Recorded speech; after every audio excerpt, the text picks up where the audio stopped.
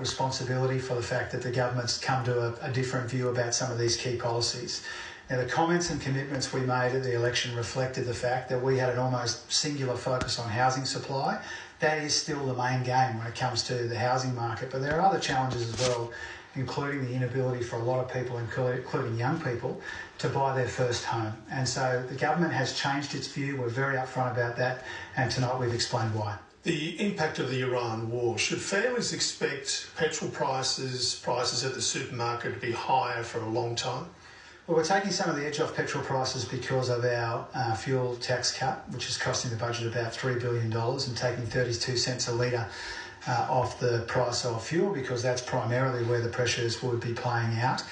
But yes, we expect these price pressures to be felt a bit more broadly in the economy. We expect inflation to get a little bit worse before it starts to trail away again.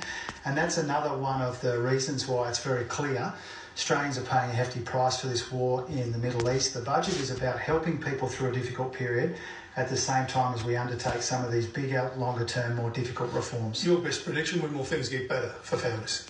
Well, when it comes to inflation, we think inflation will peak around the middle of the year and then trail away. But we are hostage to the global oil price. We are hostage to developments taken in Washington, DC and Tehran and in other places.